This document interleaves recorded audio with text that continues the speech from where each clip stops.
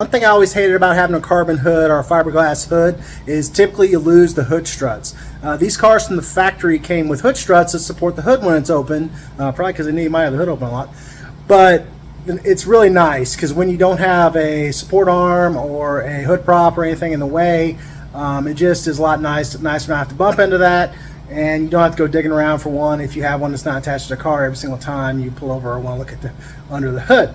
And it feels a little bit safer if you leave the hood open in weather and wind and things like that.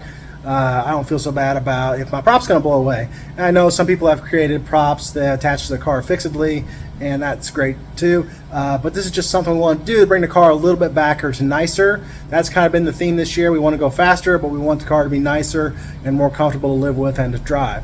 So here's what we did. So based on old forum posts, we found out that you can take the stock bracket from the stock hood strut, and thanks to Dave Manila, he sent us a set of these from some blown struts with some parts from McMaster car, which we'll probably make a blog post on revengeperformance.com with the exact part list so you know what to get. You can get a little bitty eye piece down here with a bolt. You can get some 50-pound hood struts, and you can also get the second eye piece here. The main thing is two things really. You shouldn't use the stock hood struts because they're like 100 pounds or 120, and they can actually damage your hood and make it too difficult to close because it doesn't weigh as much. The second thing is we were very fortunate in that when I started drilling into here, I had plans to make a relief cut in here and put like a bolt and some washers or nuts or whatever it took, and then sort of epoxy that back in. But fortunately, I started drilling and immediately hit metal. So there's some of the metal skeleton underneath here. So all I did is I drilled a hole in here. I took a rib nut and put some epoxy around that, put that in there, and I riveted it in, and it seems really solid. So we'll just have to see how that holds up. As you can see, it's holding the hood up just great. No problems.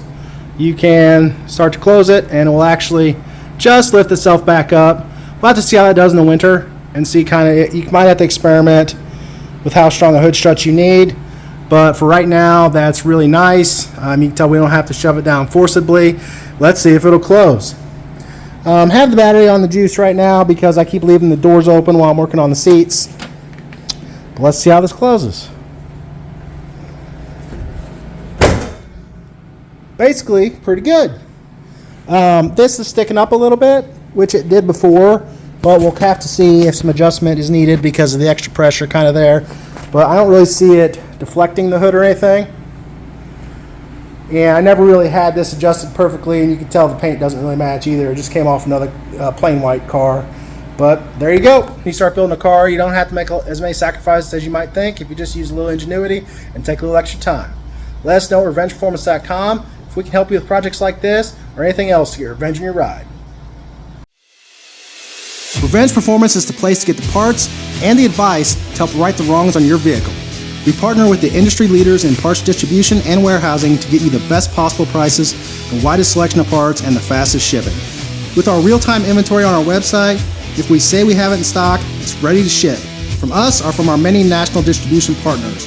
With hundreds of thousands of parts available, I guarantee we can get revenge on your ride.